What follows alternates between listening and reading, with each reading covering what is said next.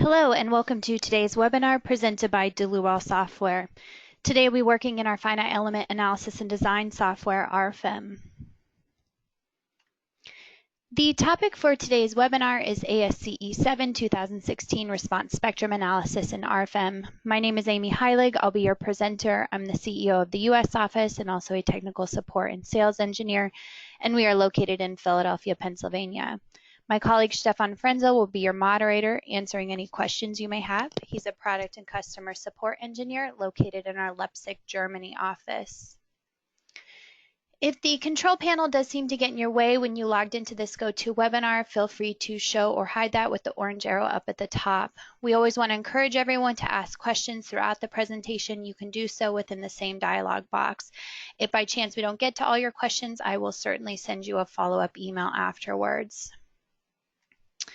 So regarding the content for the next hour today, I want to give a brief introduction to our dynamic add-on modules that work within our main program, RFEM. Then we'll move on to our example today where we will run a natural frequency analysis. Here we'll consider different mass cases as well as how to combine these into mass combinations. We'll run a natural vibration calculation where eventually we'll determine the frequencies, mode shapes, and mass participation factors of our structure.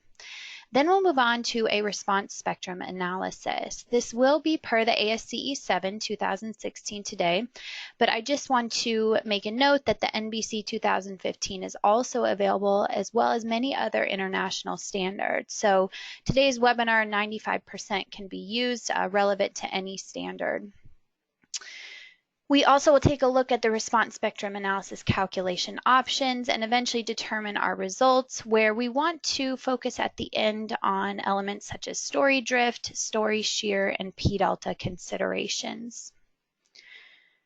So regarding the dynamic add-on modules in RFEM, we have a total of 4. So within the main program RFEM, we want to initially begin by modeling our entire structure. We can load the structure and we can run a full static analysis.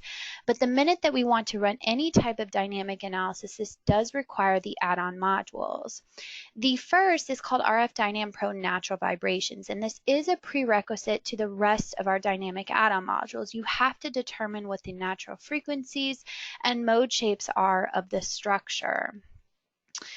Our second add-on module is RF-DYNAM Pro Force Vibration. So this allows us to run a linear time history analysis. Now we also have the ability in this module to run a multimodal and multi-point response spectrum analysis. This includes all of the standards such as the ASCE 7 and the NBC standard. The difference here though with this module in comparison to what we'll be using today, it's a little bit more limited. We can't export out the equivalent loads. It doesn't include things like accidental torsion. But it is possible for a little bit of a slimmed down response spectrum analysis. The third add-on module is actually a module extension to force vibrations. This is RF-DYNAM Pro Nonlinear Time History. So this just releases a couple of nonlinear solvers for the time history analysis. Now, as far as these 2 modules here, I previously did a couple of webinars available on our YouTube channel that really explores the depths of these modules. Today we won't be getting into them at all. Rather, we'll be focusing on RF-DYNAM Pro equivalent load. So this allows us to run a multimodal response spectrum analysis with the generation of equivalent static forces. And again, we'll be focusing on this per the ASCE 7 for today. So we might be asking ourselves, well, why can't we just run an equivalent lateral force procedure, and how does this differ from a response spectrum analysis? The equivalent lateral force procedure is covered in section 12.8 of the standard, and this really is a simplification of our seismic considerations as a static analysis. So we're applying these point loads and these point moments to our diaphragms. And this is fine for symmetric structures with minimal torsion, no irregularities, no discontinuities. So all in all, it's really for short, symmetric, regular buildings.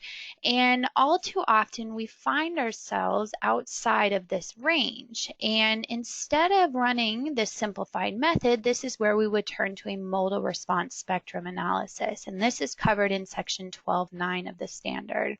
So this takes into seismic considerations as a true dynamic analysis. We run our modal analysis to determine the mode shapes and modal mass participations for different frequencies of our structure.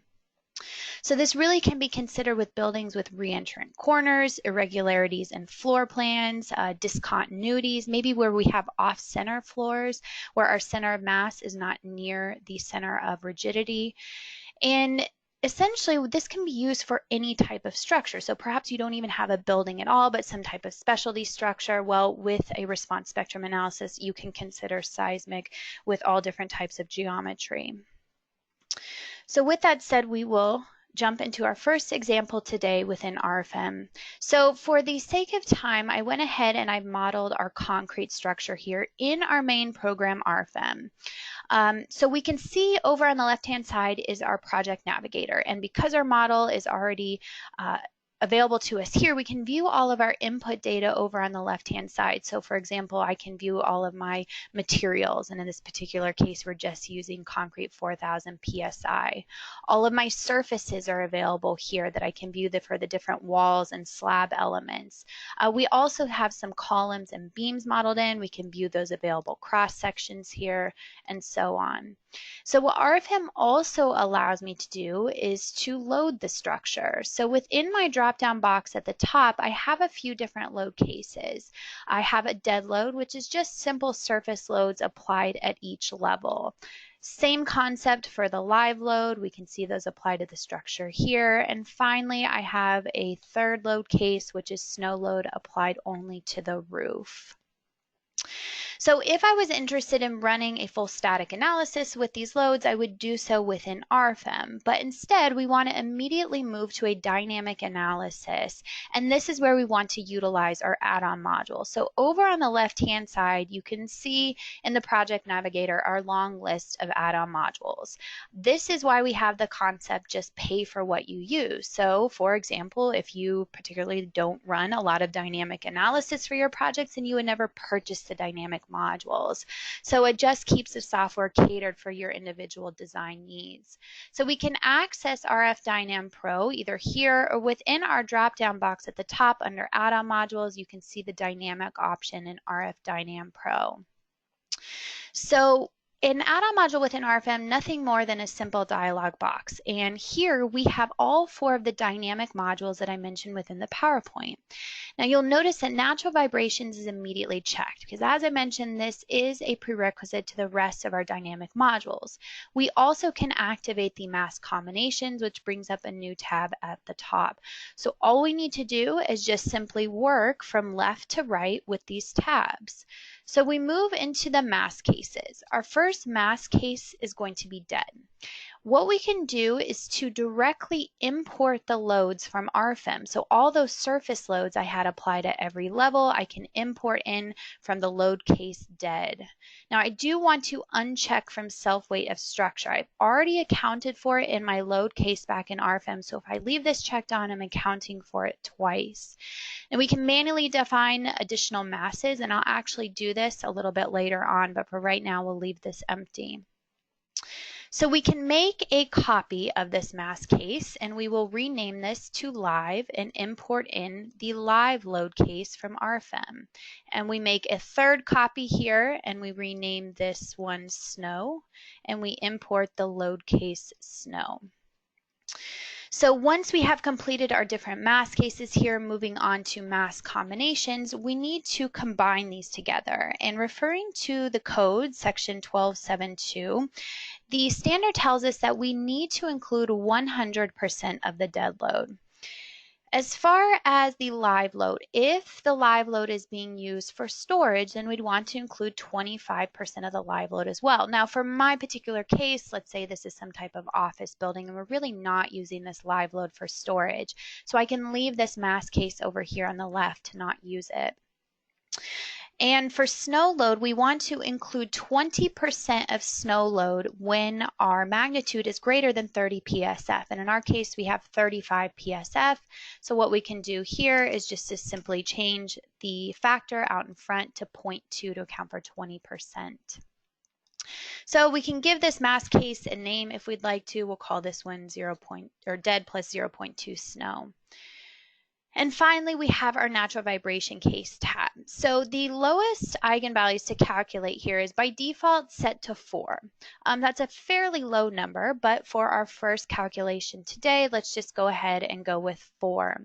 The scaling of the mode shapes, we have a few different options here. Now the default is just to take the square root sum of the squares.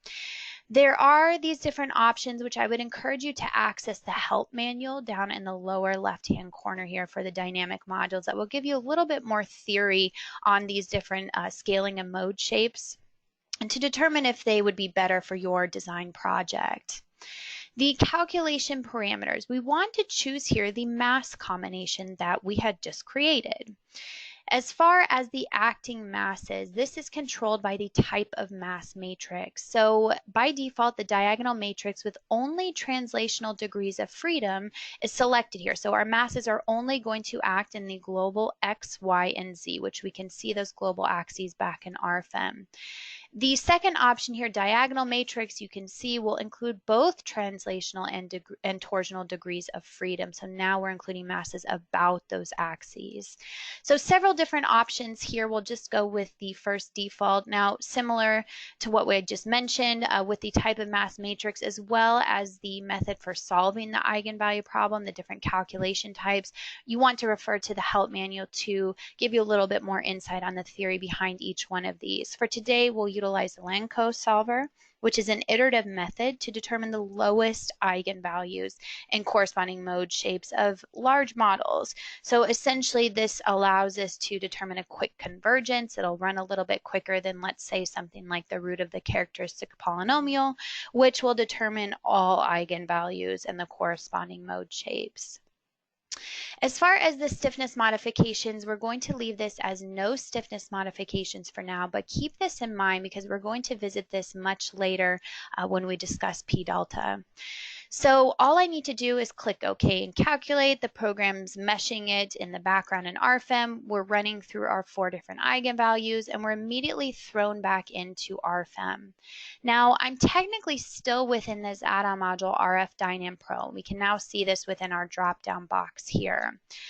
I think the most relevant information for these results will be related to Table 5 here, dynamic analysis, and we can immediately jump to the effective modal mass factors. So here I can actually cycle through my 4 different mode shapes just to view what those essentially look like on my structure. But most importantly, we want to take a look at the last row in this table because this gives us our mass participation. So you'll see in the X we have 81.6% mass participation, in the Y 76, and in the Z we only have 2%. Well, this is actually a problem because section 12.911 in the standard tells us that we have to have a minimum of 90% mass participation of the actual mass in each orthogonal horizontal direction. So you can see that in my X and Y directions, I'm not meeting that 90%. Now, as far as the Z direction, today I'm really going to focus on excitations in only the lateral directions, but if vertical seismic is also something that you're concerned with, then you probably want to make sure that you have adequate mass participation in the vertical direction as well. So the question might be, okay, well, how do we get to this 90%? The easiest solution for this is just to simply solve from our eigenvalues. I've only solved for 4 here, so likely if we solve for something more like 10, we'll easily reach that 90%. Now, the other suggestion is that sometimes we have models where we are solving for 100 eigenvalues and we still can't reach that 90%. And this might be the scenario where we need to rearrange our mass. And what I mean by that for today, we can show a short little example of that, is if we take a look at our structure, we have this pretty large slab at the base here for our foundation. And currently we're considering it in a natural vibration analysis. But we could argue that all of this mass is really just being fed into the support, and it's not really contributing to the natural behavior of our structure. So maybe we completely deactivate this mass. Now, in a similar sense, if we look at all of our wall elements on the first level here, we might also argue that a lot of this mass is just being fed directly into the supports, and we're not getting as much mass participation as we'd hope for these wall elements as well. So what we can do with these walls is to actually deactivate them as well, and instead apply their mass at the top of the wall elements as line masses instead. So how exactly can we do this? Well, under the Views tab, and remember I'm back in RFEM here, I'm just going to activate my surfaces by material. So all that I've done here is I've just deactivated my columns and my beams. So only my surfaces are available with this graphic view. So I can select all of my wall elements on the first level, and I can create a visibility by the selected objects. So after all these elements are highlighted, I can right click and I can choose this option, Center of Gravity and Info. What this is going to do is it's going to tell me the total weight of all of my elements selected here, which is 261,000 pounds. So somehow we want to redistribute this total weight here at the top of our walls instead as a line mass. So what we can do is to jump back into RF-DYNAM Pro, which we can access within our project navigator over on the left. What I'm going to do is to go to the mass cases, and I'm going to create a copy of my dead load mass case, and I'm going to rename it here to deactivate. And under the details option, this is where I have the ability to neglect masses. And I go into my special details. I have 4 different tabs at the top, including surfaces. So I can graphically select all of these wall elements that I have this visibility turned to back in RFEM, which includes 6 through 15 for my surfaces. Now I also, remember, want to select this slab at the bottom. So I could change around my viewports, but rather I can just simply type in surface number 1 in addition to this. And now you can see that bottom surface is highlighted as well. And we want to neglect these masses in the X, Y, and Z directions. So I click OK, and I'm brought back into my Mass Cases tab here. This is where we want to manually define additional masses on lines. I have a new tab up at the top. So all I need to do here is I can graphically select every line at the top of these wall elements, and I will exclude these interior walls though. So I have every line element selected on the exterior. Now I know the total length of the exterior of my building here around these walls is 215 feet. So I click OK, and what I can do is take that 261,000 pounds divided by the 215 feet to get a line mass of 1,215.11 pounds per foot. So now you can see the 261,000 pounds is represented in the sum here. So we're just redistributing that mass a little bit further away from the support to hopefully get more mass participation. As far as the mass combinations, we want to create a copy of our previous mass combination, and we're going to rename this one. All we're going to do is to swap out that dead load mass case. I'm going to instead bring over this dead load with the deactivate 100% plus 20% of my snow. So now for my natural vibration case, let's maybe solve as well for some additional eigenvalues. And by the way, as I mentioned, this is probably the first step that you want to take before you're redistributing masses. I just want to show both options in one step here with our example today. So we'll solve for 10 eigenvalues this time. Under the calculation parameters, we do need to choose our second mass combination here. So now we can click OK and calculate. So the program meshes the RFEM model in the background. It'll take just a split second longer because now we're going to calculate a few more mode shapes for a total of 10. So once the program's done, it brings us back into RFEM here. We can cancel out our visibility mode. And now we have the 10 different mode shapes available to us here within our dropdown. So we can view exactly what those look like graphically.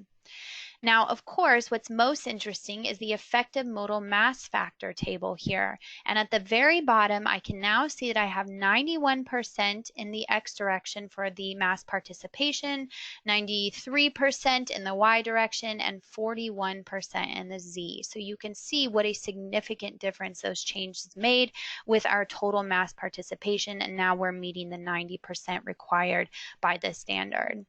We might be interested in viewing what are our dominant modes. So we can take a look at mode shape number 1 here, and we see that this is our dominant mode in the Y direction, where most of the mass from the structure is contributing to this mode shape.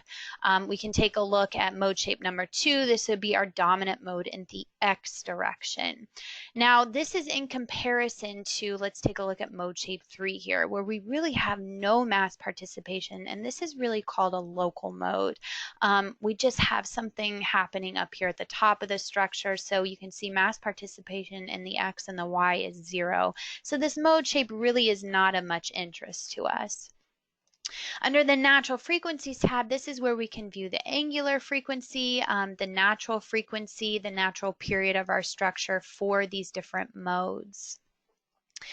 So now that we have determined here our natural behavior of our structure under the applied mass cases and mass combinations, we want to move into a response spectrum analysis. So under the data tab, we're going to go back into RF-DYNAM Pro. And this is where we're going to activate the response spectrum analysis with the generation of equivalent loads with our second dynamic add-on module, RF-DYNAM Pro equivalent loads. Now, everything remains the same for my natural vibration case. I didn't lose any of this data. It's still available to me. All that I've done is added a couple tabs here for my response spectrum analysis. And what we want to do first is to select our drop-down box here, and you can see the ASCE 7 2016. Now, we also have available the NBC 2015, as well as many other international standards. So moving forward with the ASCE 7, over on the left, we have some available data that we need to input into the program in order to correctly generate the response spectra for our project today. The first would be the site class. And with the site class, we've determined that with this particular concrete building, we have site class C. We also need to input in here the map spectral response acceleration for short periods, SFS, as well as for a period of 1 second. So what we can do is refer back to the ASCE 7 for this information, but instead I actually want to refer you guys to our website here, and I actually will move this over. So if you go to our website at dlubal.com, under solutions, we have the option here for the snow, wind, and seismic zoning maps. And what we've done is we have integrated Google Maps technology along with the ASCE 7 maps and tables for snow, wind, and seismic loads. So how this is extremely beneficial is that all we need to do here is just to type in the location of our project. So for example, maybe this project today is located in Denver, Colorado. So we type in Denver, Colorado, and the map populates. We can hold down our control key to zoom in here. And we want to select seismic from our options up at the top. So now you can see with the seismic and this parameter drop-down box, we can choose S sub S. So this is the information directly from the ASCE 7 standard, and the S sub S is 25% of G. Same thing with S sub 1 that we'll eventually need. And we see that once this is populated, when we choose it from our drop-down box, we get 6% of G shown over here on the left-hand side. A few more parameters are available. The other important one will be the long period, which if we select this one, we can see that the long period is 4 seconds. So extremely beneficial if we just don't want to manually flip through those maps within the code. And the ability to go on our website and check this out for yourself is available. And we give you, a handful of trial clicks, but if you plan on heavily utilizing this feature, then you would want to purchase a GeoZone tool package within our web shop.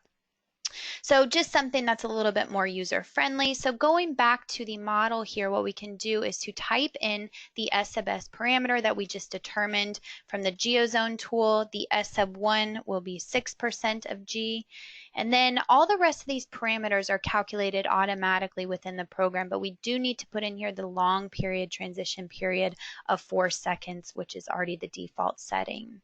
So you can see our mapped response spectra down here at the bottom. We also have this information available to us in our table tab where we can export out to Microsoft Excel, for example. If you do choose user define, you have the ability to import in from Microsoft Excel as well.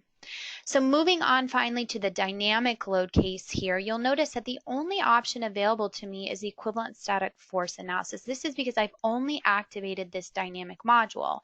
All the rest of my options here are available with our other dynamic modules, more so to do with time history, for example. We do need to assign a natural vibration case. So we've only solved for one natural vibration case, so that's all that's available to us within our drop-down box here. Under the equivalent force analysis, we need to tell the program in which directions do we want to excite the structure. And for today, I'm only concerned in X and Y directions. If I was concerned with vertical seismic, then of course we'd want to activate Z as well. We also have accidental torsion here. So accidental torsion comes from section 12842 of the standard. And the code tells us that when diaphragms are not flexible, we have to account for assumed displacements of the center of mass. And how we do this is we set 5% of the structure's dimension perpendicular to the direction of the applied forces. So this is actually fairly easy to use. When we view eccentricity in the X, and we compare this to our global X axis here back in RFEM, this is the long distance, or long dimension of our structure. So 5% of that would be 47 inches. Now, in a similar manner, we have eccentricity in the Y. When we compare that in the Y direction here, it's the short direction of my structure. So this would be 5% is 24 inches. Now the program is smart enough to know that it should multiply the forces in the X direction times eccentricity in the Y. It will multiply the forces in the Y times eccentricity in the X to create that torsional moment. Combination of modal responses. We have two different options here, the SRSS and the CQC rule. So for this, I'm going to go back to the PowerPoint here. So here we have a whole set of equations. Now, each line item here represents an excitation direction. So we have excitation in the X direction, excitation in the Y, and excitation in the Z. And we're going to generate these equivalent forces, which are available to us on the left-hand side. And these are in X, Y, and Z directions as well. Now, over on the right-hand side, we have some additional variables, such as the participation factor. We have our mode shapes available to us here. S sub A would be the acceleration from the ASCE7 response spectra as a function of the building period. And then we have over on the right our masses. So we have all of these different mode shapes, and in our project today, we have 10 different mode shapes. So the question is, well, how do we combine all these different mode shapes for each excitation direction? And this is where we have one of two options. The first is the square root sum of the squares. And fairly simple formula here, you can see we're just going to square each modal response, add them together, and take the square root. The second option that we have is the complete quadratic combination, or the CQC rule. You'll notice that the equation for this is a little bit more complicated, which does include the correlation coefficient epsilon. Now, a huge difference here is that epsilon contains a damping factor. So we see that within this equation shown here. So with the CQC rule, we can consider damping as opposed to the SRSS, which we cannot. So going back to RFEM here, we want to consider the CQC combination. Now we have a damping tab available to us at the top. We can assign the signed results using the dominant mode. So within the PowerPoint, you just saw that in either scenario, I'm taking the square root of the result. So inevitably, we're going to lose that signage. Well, the program has the ability then to take that signage back in from the dominant modes, and we can see within the X and Y directions, we can leave this to let the program automatically determine what the dominant mode is, or we can manually assign it from the 10 mode shapes that we've solved for. We do want to generate the load cases. So the program is going to export out all of these equivalent loads for each mode shape as a separate load case. So I think it'll be interesting to see graphically how this looks on our structure. Now, furthermore, we want to create a result combination with our modal combination, and this is per the CQC rule. So essentially, we're going to see two result combinations, one in the X and one in the Y, because we've combined all the modal responses into a single result combination in each orthogonal direction. Now, furthermore, we have the combination of directional components. And for this, we refer to section 12.5 of the standard, which gives some guidance on the direction of loading. We have forces in the X and we have forces in the Y. So how do we combine these? Well, for seismic design category B, the code tells us that essentially we can consider both of them separately and just look at our results of our structure for each one individually. But there are other scenarios where we want to consider the 130 rule, where we apply 100% of the X and 30% of the Y, and vice versa, 100% of the Y, 30% of the X. So we should have a total of two result combinations here utilizing that 130 rule. Okay, so the final thing I want to just do is under the Details tab, the program limits here. If we exceed 5,000 equivalent loads on the generated FE mesh, the program won't display it to us. But I do want to show you that today, so I'm going to increase this value to 100,000, and we click OK and calculate. So the program needs to determine the natural vibration case, and in our particular scenario, it did already determine that. Then we move on to the dynamic load case with the response spectra. So we're running through those 10 different mode shapes, and then we want to, and actually I just remembered something. I actually need to show you guys a couple more tabs here. So let me jump back to DYNAM Pro. I forgot about damping. So jumping back to DYNAM Pro, let's try this again. The damping, we want to consider damping here before we export out those equivalent loads. So you can see within the damping tab, because we are combining according to the CQC rule, we have either Rayleigh damping or Leer's damping. Just to let you know that for the equivalent loads, it will convert Rayleigh damping to Leer's damping in the background. So if you prefer to put in an alpha and beta coefficient for damping, just know that essentially it's converted to Leer's damping anyway. Us as engineers, we're probably a little bit more familiar with damping. For Leer's, for example, concrete structure might be something like 5% damping. We also have the ability to set Leer's damping separately for each frequency or each mode shape of our structure, which you can see with this option over here on the right. Today we're just sticking with the 5%, and we do need to visit here our last tab before running those equivalent loads calculation. So you'll notice we did already solve for the natural vibration case, which we saw with the 90% rule that we needed to adhere by. And here are my 10 different mode shapes. We also give the mass participation directly within this table as well. What the program gives you the ability to do is to deselect modes that really are not much interest to us. So for example, I can deselect modes that are less than 3% mass participation. How this helps me is that you'll notice that I now have 3 modes here that are unselected, yet I'm still meeting that 90% mass participation. How that's a huge advantage is you can imagine with 100 different mode shapes, a lot of them may be irrelevant, so this will really slim down our calculation. So the program can automatically deselect those, but we still want to make sure that we meet the 90%. Okay, so now we are finally ready to run our calculation here with the equivalent load. So as I mentioned, the program already ran the natural vibration case. we're just going to move on to the dynamic load case and apply the response spectra per the ASCE 7. So again, we're brought back into RFEM, and as we saw before, here is our natural vibration case that we've solved for previously, but we now also have a dynamic load case. And within this dynamic load case, if we look at these tables here, we have all of our different mode shapes that we've solved for. Now remember, I slimmed this down to 7 different mode shapes now. We have every single FE mesh point available within this table from our structure here, and we have a force in the X, the Y, and Z direction, as well as a moment applied for accidental torsion. So that's what's happening here for the dynamic load case for each mode shape. Now, it might be a little bit easier to understand if we take a look at our load cases and combinations. So remember that I previously had dead load, live load, snow load as my load cases.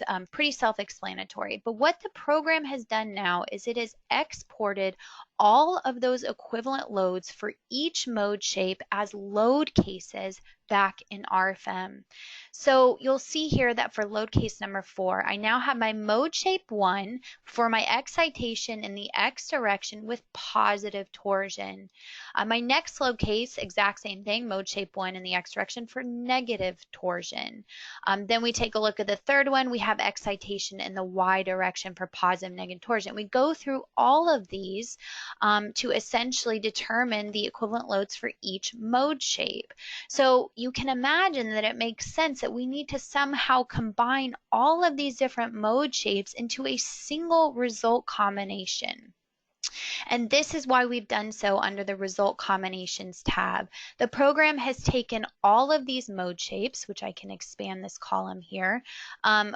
It has combined them here for the X direction for both positive and negative torsion, and we combine them according to the CQC rule. So this information here was brought in from the dynamic module. We're also going to sign it according to the dominant mode, which the program has determined.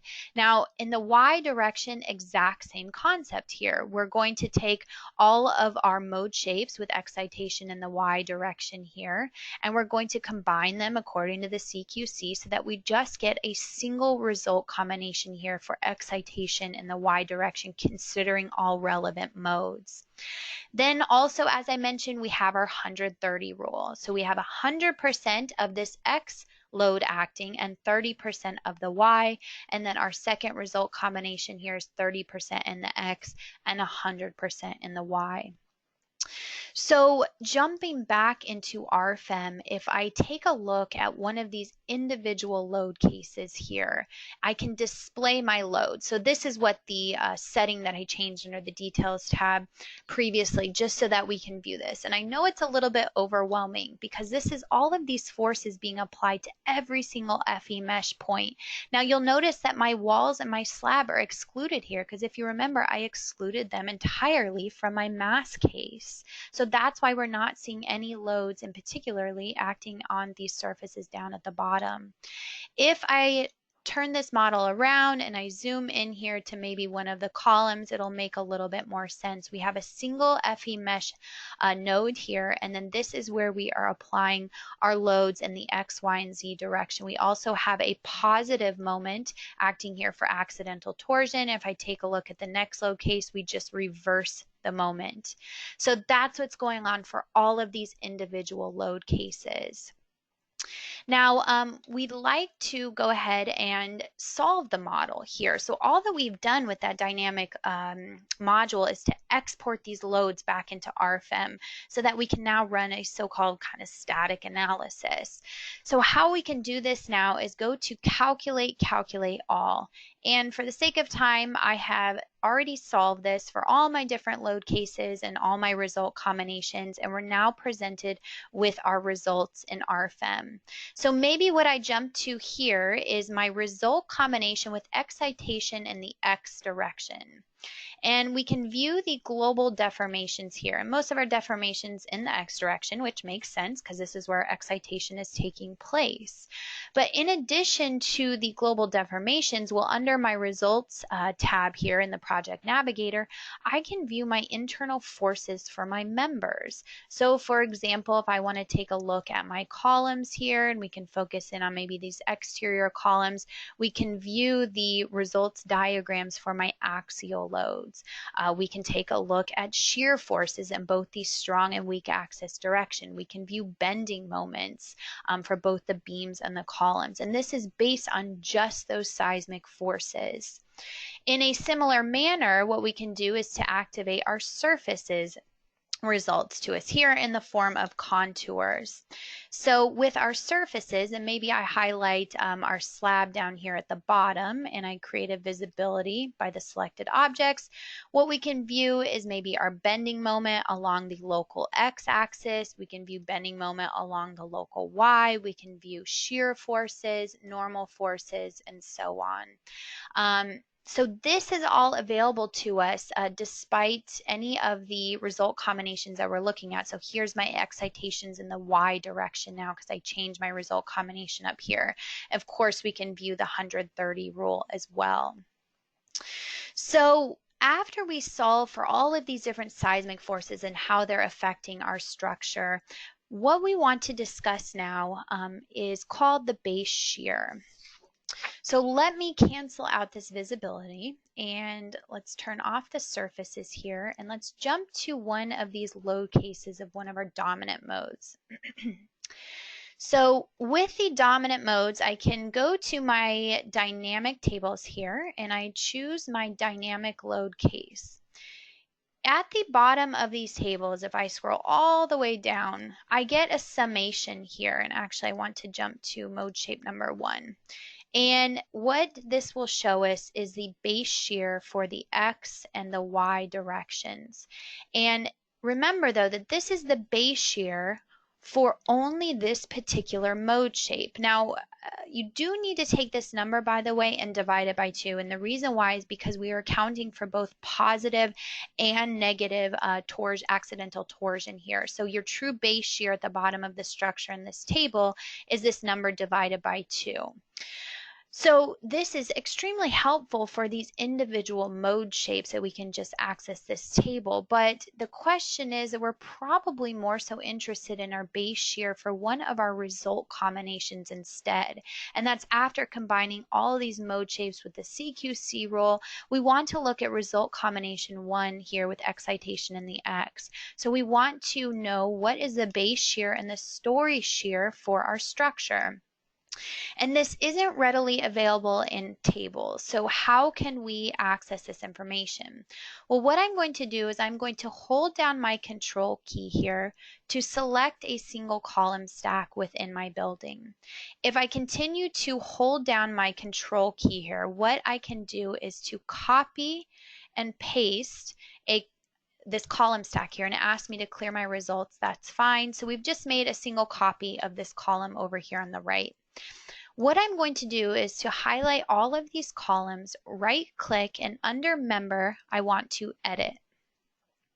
We're going to change the member type to what's called a result beam. Now, a result beam does not add any stiffness or any modifications to our structure.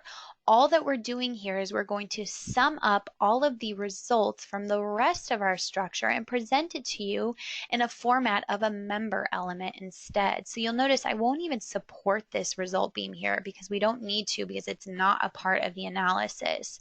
We do assign some cross section. It doesn't matter. We'll just use one of the ones we already have defined here. We go into the edit member type details, and this is where we can choose from the listed objects. Now the default is set to all, and this is fine for today because I want to sum up all my surfaces.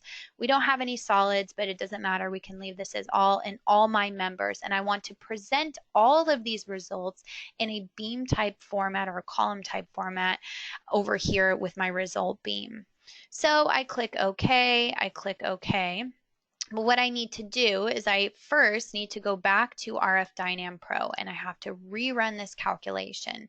So because I've created that result beam, it cleared my results. We need to run back through initially the natural vibration case, which we can see here denoted within this dialog box. Then the program moves on to the dynamic load case. So we're exporting out all of those different equivalent loads from each relevant mode shape. So once the program finishes doing that, remember that I haven't actually solved for these loads within RFEM, but now all my load cases are available to me as well as my result combination. So we're just going to run this single result combination here for excitation in the X direction. The program submeshing it in the background. Now remember, this column has absolutely nothing to do with the analysis, so it's not contributing any stiffness. Rather, we're just taking all of those mode shapes which are applied in the X direction and combining them per the CQC rule for this result combination. So eventually, the program will present to us our results here. Now, after the results are available, what I'd like to do is to activate here my Members tab. And what I'm interested in is the shear force for my result beams here in the local Y direction. So now for my excitations in the global X direction, I'm viewing the shear forces on my result beam, which is summing up what's happening with this entire structure. So it's summing up the shear forces from my foundation all the way up to the top of the structure. So when we zoom in here, we can take a look at these particular shear forces, and down at the bottom our shear force would be 679, our base shear, minus the 704.9. Now this is a little bit counterintuitive, but remember we deactivated all these masses and we applied line masses instead, so it makes sense that our story shear at the first level is actually higher than our base shear. So our story shear at the first level would be the 704.94 minus the 593. We do so at the second floor at the 593 minus the 415, and so on. So that's the individual story shear. Clear up to the top of 177.46 is the story shear for our top level. So with this information, I want to go back to the PowerPoint here to discuss base shear considerations. Section 12941 of the standard addresses scaling of our forces. And the code tells us that we need to determine the base shear in two orthogonal horizontal directions. And with our case today, that's X and Y. From here, the code has the variable V sub t. And V sub t is what is the RFEM's modal base shear from the combined response, again, according to the CQC rule, from the result beam. So I just showed you how to determine that base shear from the result beam. Now we compare that to the shear within the standard, which is calculated from the equivalent lateral force procedure from section 12.8. So you can manually calculate this value. Now, when our modal base shear from RFEM is less than 100% of our equivalent lateral force procedure shear, then we need to scale our base shear by a factor, and that factor is just simply V over V sub t. So if you are not meeting this criteria, then you can go ahead and scale your shear forces within RFEM in RF-DYNAM Pro, and we can do so with these factor settings here. So going back into RF-DYNAM Pro under my data tab, I can access that here again. And I just want to show you guys under dynamic load case equivalent force analysis, this is where maybe we want to put in a factor of whatever that comes out to be. So that is the ability here to set that if we aren't meeting the modal base shear. The other consideration that we want to discuss is drift. And with story drift determination, this comes from section 12.8.6. And the code tells us that we need to determine some different deflection location points. These are set at the center of mass for each different story. Now, if the center of mass does not coincide at the same location for every level, then we have the ability to project the center of mass at the top of the story onto the center of mass, or sorry, down onto the bottom of the story. So that way we have a straight line passing through our entire structure. Now for seismic design category C through F, or if we have torsional irregularity, the standard tells us that we must also consider edges. Well, this is fairly easy to determine within RFEM, which I'll show you guys in just a minute. But just keep in mind that deflection is not purely the information that we pull from the program, but rather it comes from equation 12.8-15, where we multiply this deflection times the deflection amplification factor C sub D, and we divide by the importance factor I sub E. So this is the true deflection according to the ASCE 7. Then the calculated drift for each floor is just simply this deflection from the equation above from the top floor minus the deflection from the bottom floor. So section 12.942, also in a similar manner, similar to the base shear, tells us that we need to scale the drifts when V sub T, which is the modal base shear from our result beam, is less than C sub S, which is the seismic response coefficient, times the effective weight. In other words, this is known as V from the equivalent lateral force procedure, exact same situation that we just saw with base shear. So then we would want to scale our drifts by this V over V sub T ratio here.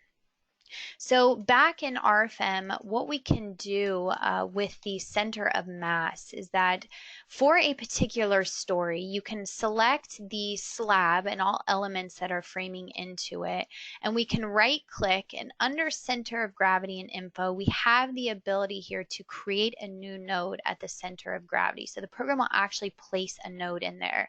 Now you would want to double click on that node and move it up to the elevation of our top story here, but then we would take that node and project it down through all of our different stories. And for the sake of time here, I went ahead and did that with an already saved model. And you'll notice here that I created my center of node up at the, or center of mass at the top story, and I projected down through each level. What I also did is I selected all my nodes at the edge points here.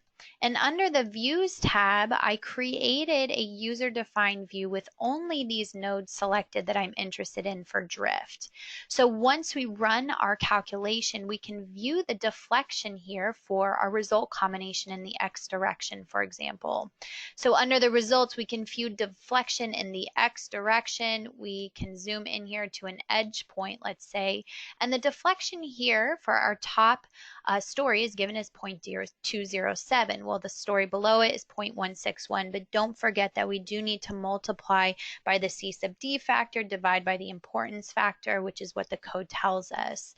So an easy way to pull all this information of only the relevant nodes we're interested in is to create this user-defined view.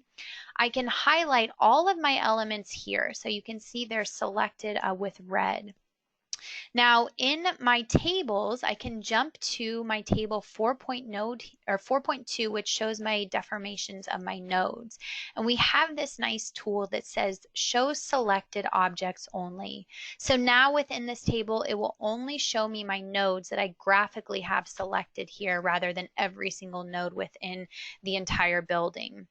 And I can export this deflection information directly to Microsoft Excel. I can run the deflection equation per the ASCE 7 if I need to scale drifts and so on. So that's how we can efficiently calculate what the drift is for any type of structure within RFEM. Okay, so the final topic to discuss here would be P-delta considerations. So P-delta effects come from section 12.8.7, and it refers to this equation over on the right with theta. P-delta effects can be completely neglected when theta is less than 0.1. However, if we have the situation where theta is greater than 0.1 but less than theta max, which is also given within the standard over here on the right, then we need to multiply our displacements and our forces by 1 over 1 minus theta. So this is how we can easily consider P-delta effects if we are not meeting this criteria here. It's just kind of a simple conservative way to export out, I don't know, displacements and forces and multiply by this factor. Now, keep in mind, if theta is greater than theta max, the code tells us that we do need to completely redesign the structure because it's not safe.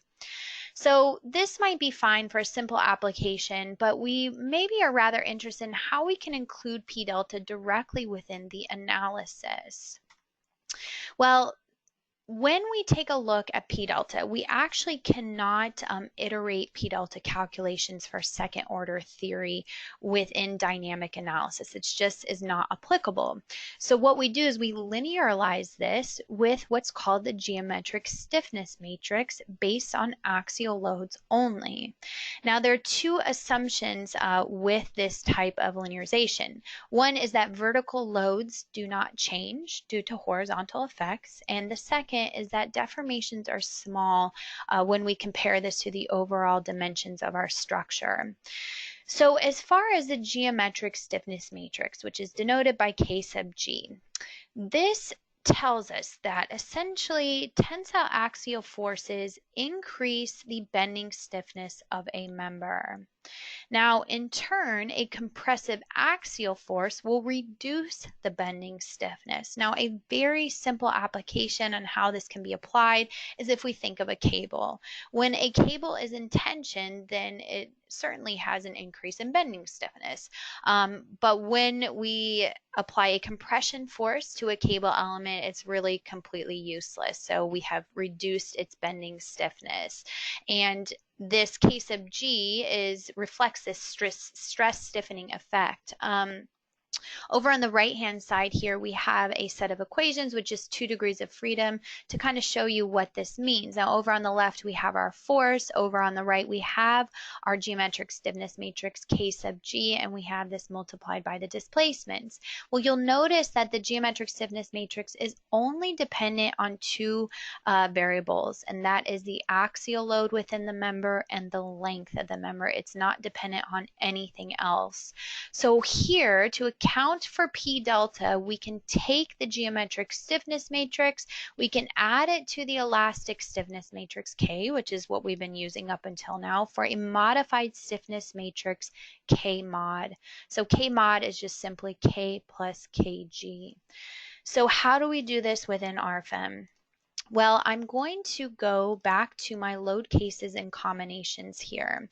And we have yet to visit this load combinations tab. So referring back to the ASCE 7, section 236, there are some load combinations, of course, that we want to put together to account for both gravity loads and seismic. And in particular, my worst case scenario is equation 6. And what this includes, if we create a new load combination here, is 1.2 dead plus live plus 0.2 snow, and eventually we'll add in our earthquake as well. But for these gravity loads only, I change around my load factors here to reflect what the code tells us. So 1.2 dead plus live plus 0.2 snow. So now I have this existing load combination with only gravity forces or axial loads. I am going to go back into RF-DYNAM Pro, and if you remember way back when, under my natural vibration case, my first natural vibration case had no stiffness modifications.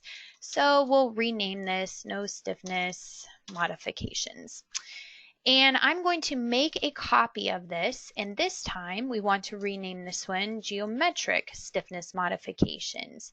Everything remains the same here. The only thing that I'm going to do is I'm going to import in the axial forces from that load combination that I just created, load combination 1. So I'm bringing in all those axial forces from my gravity loads. Under my dynamic load case, well, we have our first dynamic load case here, which did not consider p delta. So we'll type in here, we'll just give it a description of no p delta. I make a copy of this one, and we will just take away the no here so that we know that this one is including p delta. The difference here is I need to choose my natural vibration case where I have now included this geometric stiffness modification. Everything else remains the same here. We're still relating the response spectrum analysis per the ASCE 7 to the X and Y directions, accidental eccentricity, and so on. But now I'm going to click OK and calculate. And I already have a saved model here, again, just for the sake of time. We'll jump to this model here where I've exported out all of my natural vibration cases as well as my dynamic load cases where I have and have not considered P delta. So now if I take a look here at all of my load cases, we have double the amount of load cases. Well, initially, all of my load cases, which we've already covered from my dynamic load case not considering P delta, are shown here. The calculation parameters are set to a geometrically linear analysis. So with a P delta analysis, this is a two-step process. We first took care of it to modify the geometric stiffness matrix when we exported those equivalent loads back out to RFEM. But we need to actually run a second order analysis within RFEM as well. So what I'm going to do is to take all of my mode shapes from my second dynamic load case here. So again, these are the ones where I have considered that geometric stiffness matrix. I'm going to change this to second order analysis considering P delta effects. So I've already done this, but just keep this in mind. If you were following along, you would need to change this to second order. We also want to activate this extra options here.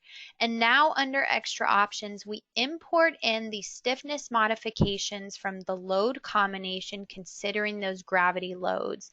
So again, load combination 1 with dead load, live load, and snow load. So we run the calculation, and remember, we still have the scenario where we need to combine all of those different load cases with the CQC rule. So that's why we have 4 sets of result combinations here, not considering P delta, and we have 4 considering P delta. So nothing to do further here. The program's simply going to combine all of those individual load cases with the CQC. So once we run our analysis, we can actually compare, let's say, the results from the X direction excitation. And maybe we take a look at internal forces, deflections for all of our elements here under the results tab. And we compare it to the exact same excitation direction, but without P delta considered, and see how that varies. Now, for my example today, it really had no difference at all. And that's likely because my theta equation from the ASCE 7 is really, really small. So P delta did not make too much of an influence. But there are scenarios where P delta does need to be considered. So this is the effective way to do it within the actual calculation itself. Now, the last thing to do here is under my result combinations, we've created all of these seismic forces, but I have yet to combine them with my gravity loads. So we can do one last thing here to create an additional result combination just manually. And I'm going to take my load combination 1 that I'm running with a second order analysis. That's all my gravity loads. And I'm going to add in my 130 rule. That's considering P delta. But I want to take both of my 130 rules because I don't know which one provides a worst case scenario. And we can use this option here with the OR operator. Now, with the OR, I want to change my load combination up here for load combination 1 to permanent. These 2 result combinations are variable, so the program will determine what is the worst case scenario for my 130 rule and add that to my gravity only loads. So I can click OK, and actually the program doesn't even need to run a calculation with this result combination.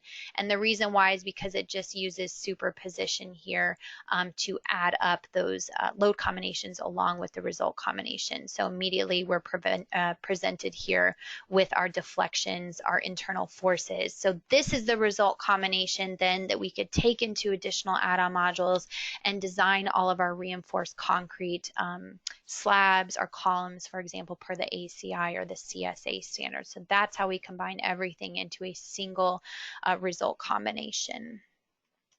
Okay, so that concludes today's webinar. As I always say, I know that was quite a bit of information. You can always visit our website at dlubal.com to learn more about dynamic analysis or any of the capabilities that we have within RFEM. I always encourage everyone to follow us on our social media sites. For example, you heard me mention our YouTube channel. Well, this has all of the previously recorded webinars such as these that you can watch at your own convenience.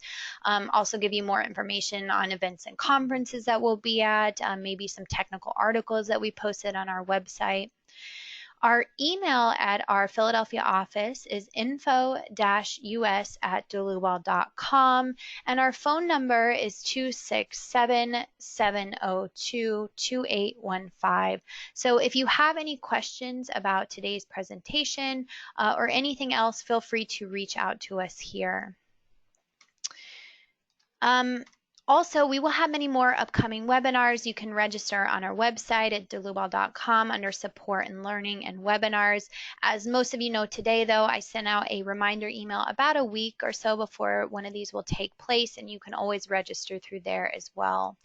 Many of you are wanting PDH certificates for today, and that's great. Just to let you know that these will automatically be emailed to all participants within the next day or so. So no need to request those. They will be emailed to every participant who was here for the full presentation. So this is required by the states that you are available for the full webinar. So if you don't receive one of those, it's likely because you missed, a significant portion of the presentation. If any additional attendees watch this webinar today but did not individually register, you will need to request this at info-us@dlubal.com. So again, if you watch this with a colleague or as a group and you yourself did not individually register but you are wanting a PDH certificate, then please send us a request at info-us@dlubal.com, just letting us know that you were in attendance today along with your name. And as always, I want to thank everyone for attending today's presentation, and we hope to see you at the next one. Thank you.